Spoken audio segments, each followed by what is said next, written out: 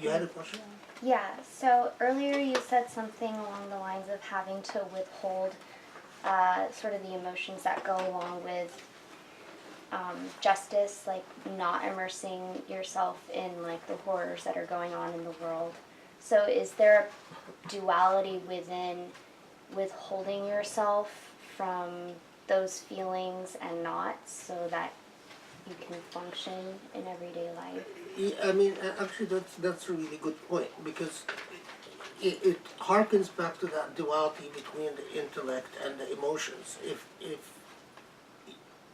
If I apply solely my intellect and lose that empathy, you become like a lot of academics who are able to theorize, but their theorizing has little to do with the actual problems that people experience. And in fact, they do not care very much if it impacts people or not. But on the other hand, the inability to think systematically about issues will engulf you in a reactive mode from one problem to another. And you become an emotional wreck, because you literally, and then the blessing of Allah not putting the me or you in the position, if Allah willed, we could have become the Syrian refugees, or the Yemeni refugees, or the Libyan refugees, or the Rohingya refugees. And the fact that Allah didn't put us in that position is a blessing, but it's a balance between sufficient intellect to say, well, what can I contribute from the position of privilege that Allah has given me, that gift. At the same time, not becoming like those who are, and this is the part where I have to restrain my emotions. I see what's going on with the Syrian refugees, and then I see a Muslim talking about, buying their kid a Mercedes, the sixth car in the family. I become enraged. I mean, I feel angry, and I have to remind myself that it's not my business, and I should not, I should look at my own faults, because there's a sin in that, or that's what I think. That, you can't lose touch with the suffering of others to the point that you just live your life as if you're entitled to whatever gifts you've been given. And so, a lot of times, the scales of justice are contingent on the way we navigate this balance between the intellect and emotions. And the remarkable thing is that my life has taught me, this is even true in all your relationships. Not just in the way we deal with our professions, but if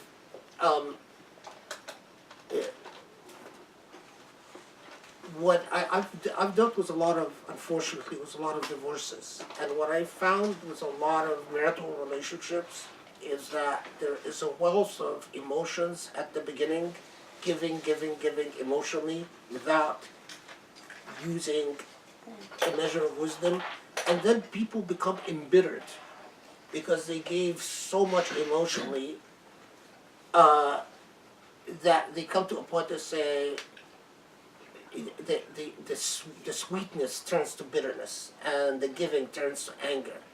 And it is if the scales of justice were instituted from the beginning, the relationship would have been more balanced. And it would not have gone from passive to aggressive the way so many relationships go. No one listens to me, but I always say this to people who are getting married and they're spending a great deal of money on their wedding.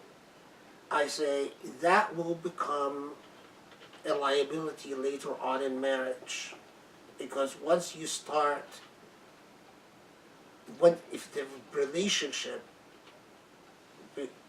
becomes disappointing, you start thinking of all that you've invested in it, and the amount of social embarrassment and all the pomp and fare that went into it.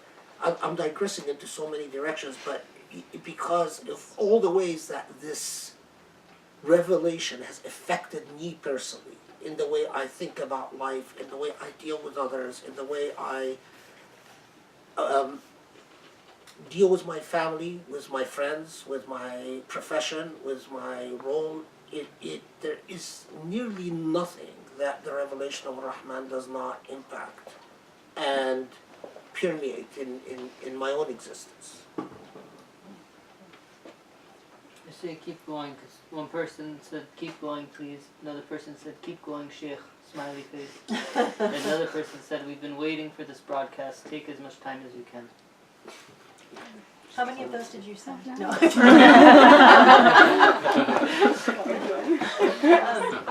have a question too, but I don't know if it's up to you. Go what ahead. you want to do. So this actually came from a previous Halaqa, but it's related to our relationship with God. So it says, Dr. Abul Fadl was effectively scathing in his critique of people who thanked Jesus for helping them with things like American Idol, and roughly said, with all the other suffering in the world, isn't it like Jesus has better things to do with his time?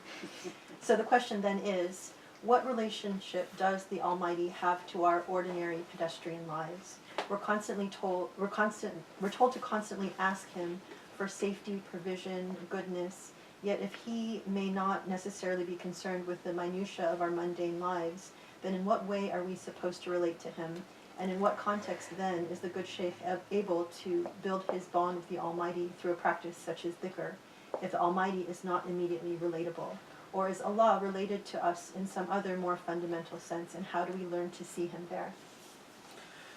Okay, first I want to clarify, because it is important in terms of our relationship with Allah. My comment about American Idol is yes, it's a schizo critique, but more of the way that in the morals of modernity, we deal with God as basically a rubber stamp to whatever we want. So it's not that we develop a relationship with God and see the way that God reflects our attitude towards virtue and morality and ethics, and then develop a relationship from that, but rather we do whatever we want, and then we use God as a feel-good measure.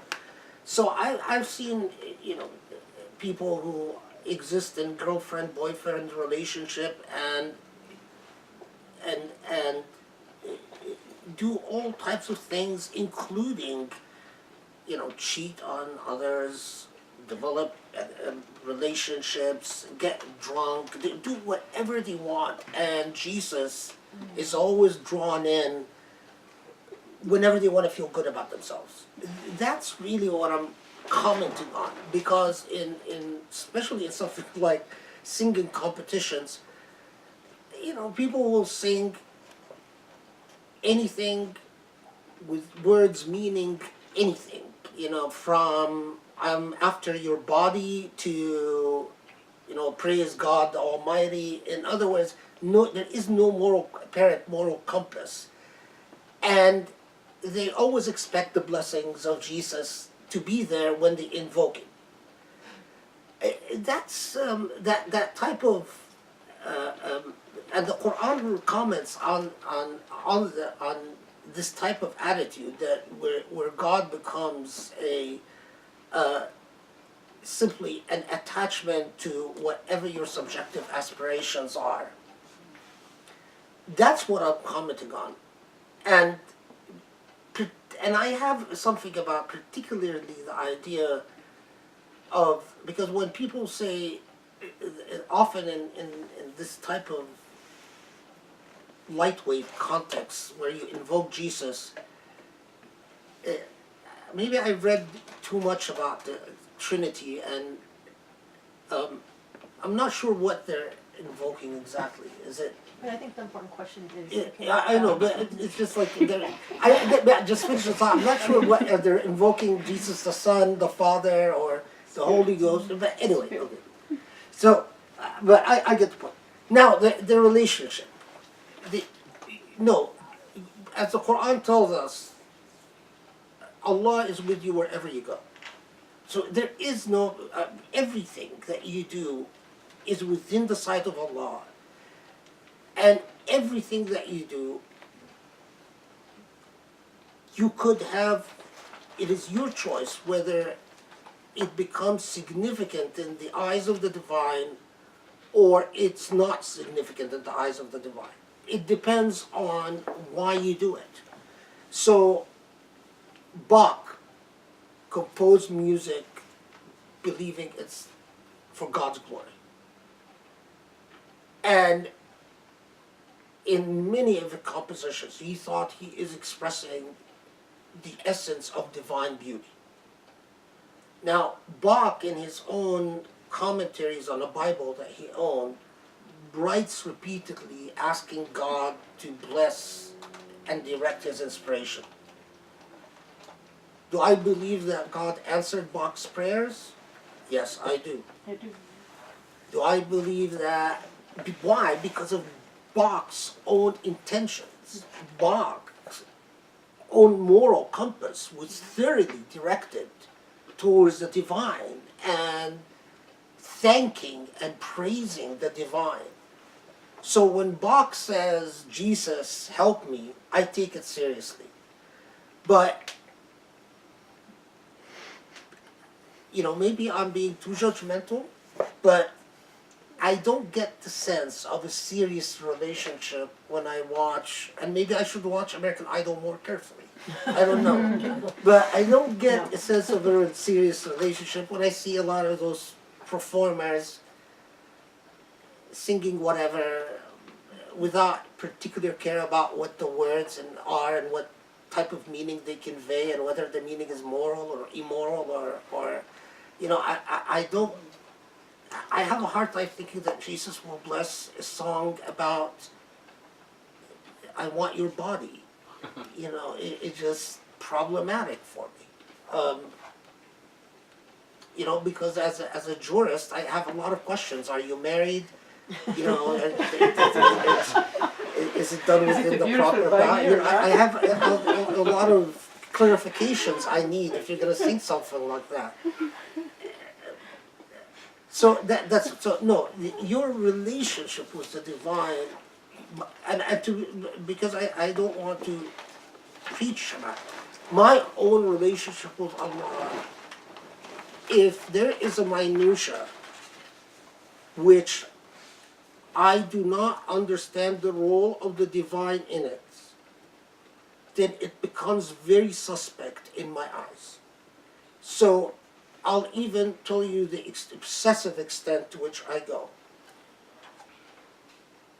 Sometimes I play video games. A particular game that I always play. If I play it because my brain hurts, because I've been thinking very hard about a paper I am writing, or an article I'm writing, or a book I'm working on, which is actually a project that I just finished the Hornbook in Islamic law. And so if I can't justify the game that I'm playing as a break, and it becomes a point where I think I'm wasting time, I worry that I am not pleasing Allah anymore, and I stop playing the game. So I involve Allah even in the way I relate to my video games. You can take from that, I relate to Allah even in what I listen to. If there is certain dissonant or atonal classical music that doesn't bring me closer to God. When I hear it, I don't hear the divine. I sort of hear human anger and alienation. I think, this music is not pleasing to Allah, so I'll turn it off. I don't go around saying it's haram, because that's another level, that takes arrogance. Judgment. Yeah, but I won't listen to it. I'll turn it off. I know that my son Mido listens to things that I would probably not listen to, but it's a certain layers of judgment before I step in and say, I don't want you to listen to that music, because there are other issues of justice involved in that. So I can't think of anything. If I tried out for American Idol, I would try out to please God. If I won't please God, I won't try out for American Idol. So, yes, if I try out for American Idol, you'll find me saying, Allah, please help me. Just wait for it as it broadcasts, inshallah. But does that answer the question? I think so. I hope so. Okay. What time is it now?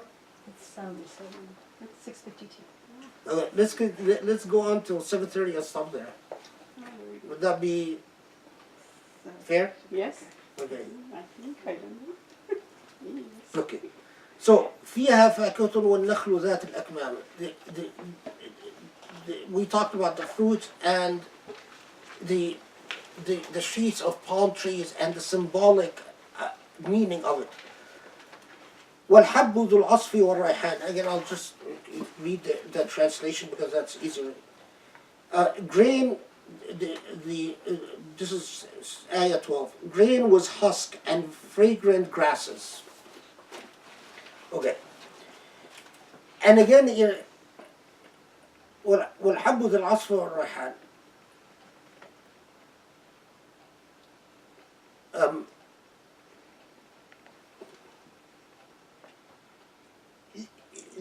The fascinating expression here is raihan, the fragrance. The hab, the seed from which growth occurs. Raihan,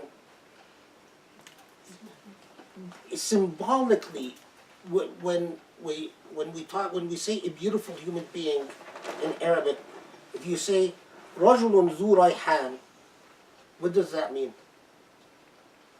The Arabic speakers. Beauty and inspiration. A beautiful man, an inspired man, right? Yes.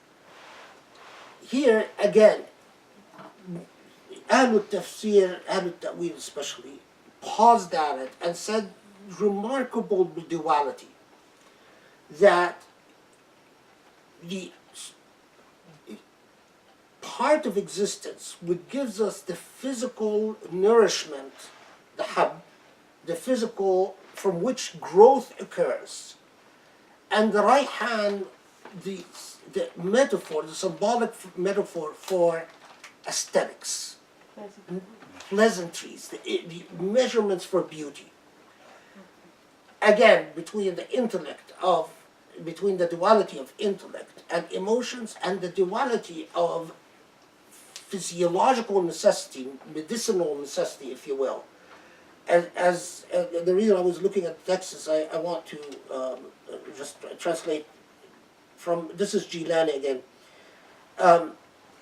You say, فمنه الاستواء والنضج فتقوت بحبه الإنسان وبعصفه المواشي. I'll translate it in just a second. أما الرياحين فهي المشمومة المقوية والمهذبة لمزاج الإنسان. So, one from which comes the actual nourishment.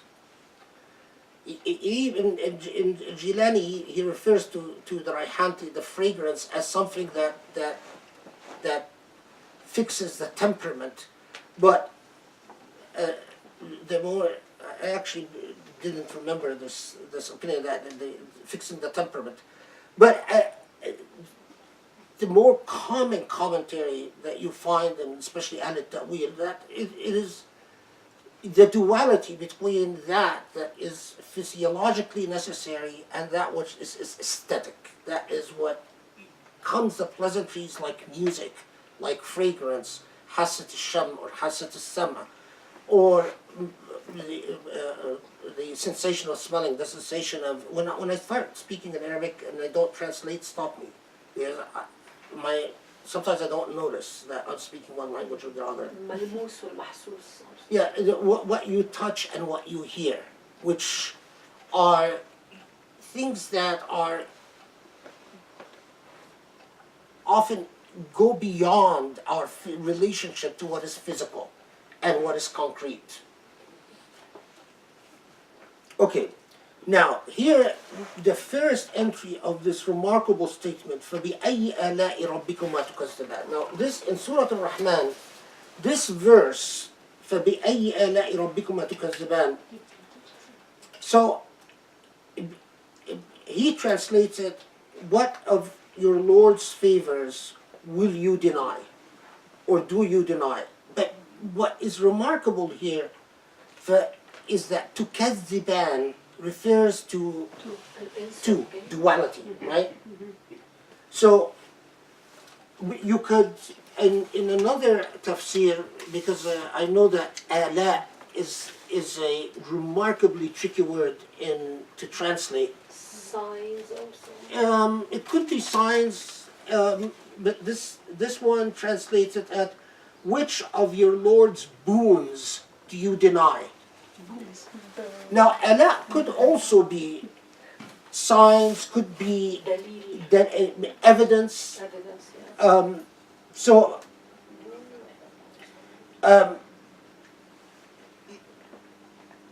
in fact, it's interesting because Jilani takes it as evidence. But the critical thing is that this one verse will be repeated again and again throughout Surah Al-Rahman in this admonition in which God is saying, okay, so I've unfolded this truth to you. Now, what do you deny? With in reference to that duality, to Kazdiban. You look at a lot of tafsir, a lot of translations, and they ignore that duality and simply say, so what do you deny of your Lord's bounties? Or what do you deny of your Lord's boons, as this one says? Or what do you deny of your Lord's blessings? Or what do you deny of your Lord's signs? All of that does not capture the duality of Tukazziban. As repeatedly pointed out by Ahl al-Ta'wil, and here countless, that it is confronting you with which of the recognition of the essential secret of creation in this duality in everything, that by which Allah created the scales between right and wrong. So for instance, Ibn Arabi goes off and Ala'i to Kazziban and says, this is in his Futuhat, he says, if you reflect upon the nature of justice itself, justice exists within the dual relationship between the command to do good and the admonishment to refrain from evil. In other words, if you don't have one, you can't have the other. In the same way, you can't have the morning if you don't have the night, and you don't have the night if you don't have the morning. Why is this so critical? Because often we, as the Quran says elsewhere, we celebrate whatever good comes to us and we despair from whatever harm comes to us. We often forget at the time that we are sick, for instance, that sickness is the other coin of well-being, of health. And part of your relationship to understanding Ar-Rahman is to understand that Allah will give you both, and to be patient and a true believer as you receive both. Do you follow what I'm saying? Yes. Without which you become exactly like a despairing human being. if you're a human being that expects only what is pleasing and pleasant and what is good, and the minute affliction comes to you, you say, why? Why God? Like the Egyptian movies, ليه كده يا رب? You know, Egyptian movies, every time something bad happens, they say, oh, why God? Why are you doing this to me? When I was a kid, Sheikh Haid would say that that he stopped watching Egyptian movies just because of Farid Shawqi. Farid Shawqi is an Egyptian actor. Who would always say, why God? Why did you do this to me? That's exactly a person who doesn't understand the duality. Because in fact, when harm afflicts you, you have to understand that this is just part of the very nature of existence and the scale of good and bad, and justice and injustice, night and day, the seed and the fragrance, the fruit and the husk, that essential duality that Allah reminds you of. And there's another thing I'll point out in Surah Rahman. You have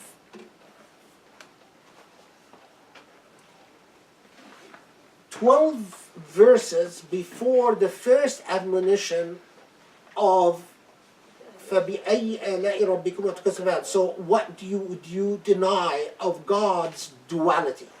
This is the way I would translate it if I was translating the Quran.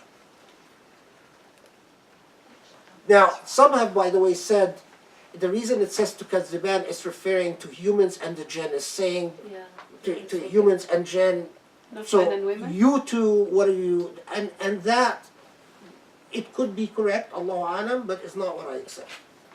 Or to good and bad? Good and bad goes back to the duality. Within, yeah. That I would accept, because that, it goes back to the Yeah, essential within our duality. soul. But many have said, no, it's because the ayah is talking to ins and jinn. When it starts talking about the jinan, maybe, but That's not what my when it teacher refers to told the... me, actually. So I mean, again, I wouldn't say that it's wrong, but I would say it's not what convinces me. what about men and women? No, that's... No, because not the context of the verse doesn't differ. It's the revelation is to And there's Yeah. one Human, human About the being. general. mizan. that would go back again to the duality, because that is pointed out by several of the mufassirun that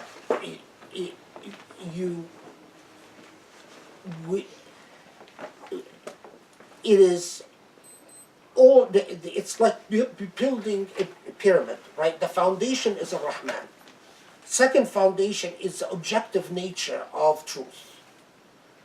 Third is the creation of a comprehending human beings.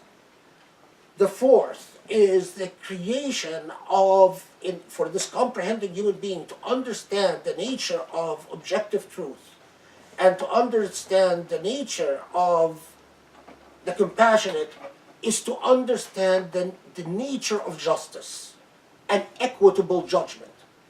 Ibn Arabi calls it wisdom, hikmah.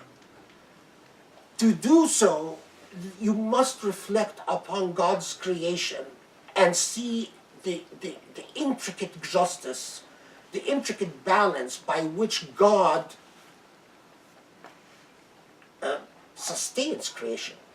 In other words, if you just screw up that scale, and again, there's an Egyptian contemporary, I don't know if he's still living, it's called Zaghlul Najjar, who often Yeah, he's comments, still alive. Yeah. he comments about the Quran and science, and one of the things he said that I thought was useful, he says that this revelation directly condemns those who corrupt creation by skewing the balance, like for instance global warming. Because, and it's as if saying, everything in creation has been calibrated according to a scale of justice that if you alter you are breaking the entire formula. So that goes back to the scales of justice. But to Kaziban, because of the thing that let me finish this the thought, that it takes 12 verses before the first admonition. What happens as the chapter of Rahman goes further? It happens It more. it happens more and more to the point. In other words, first we have 12 verses before the first admonition. Then we have, I don't remember precisely, but let's say hypothetically. Then we have maybe 5 verses before another admonition, the same admonition. Then it keeps increasing to the point we get towards the end of the chapter where you have a single word, mudhammatan, and then you have the admonition. Now reflect upon this a little bit. It's as if the chapter itself carries you through a psychological lesson and an emotional interaction, reminding you of the admonition as it goes along more frequently and more frequently. Now, I'll point this out as we go on, inshallah. But as the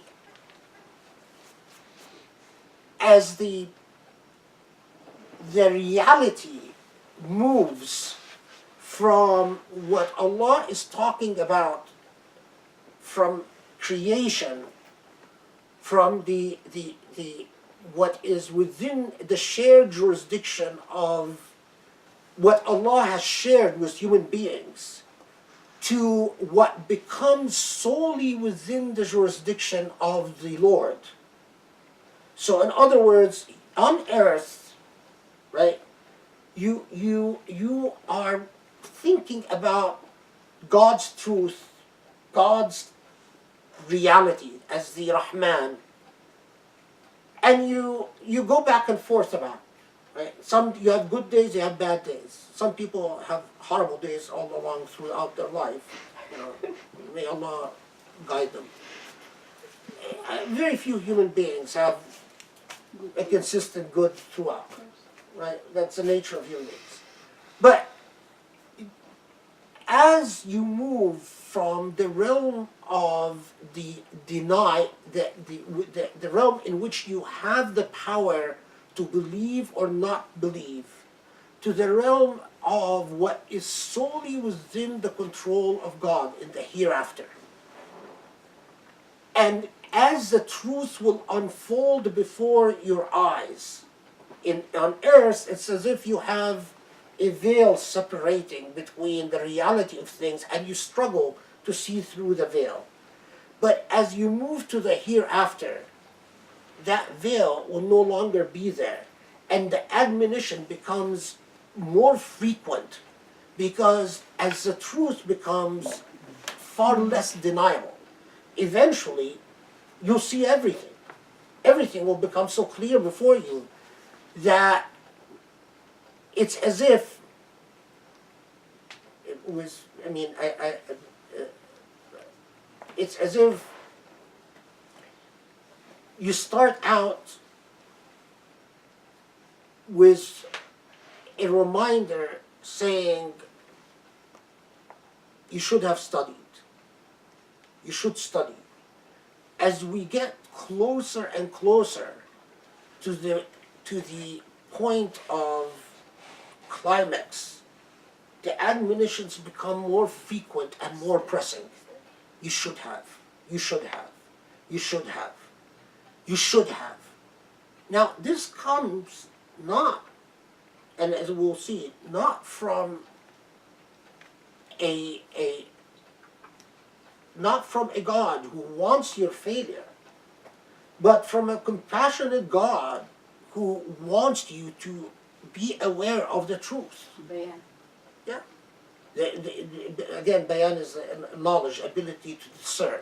Yeah. So as you read the surah itself, and you move from the realm of this sort of relatively slow-paced admonition of reflect upon the compassionate, reflect upon the scales of creation, reflect upon good and bad, reflect upon the nature of existence, to, okay, now you're dead. Now you've been reborn in the hereafter. Now heaven is in front of you, hell is in front of you. It becomes, it takes you to an emotional state of remember.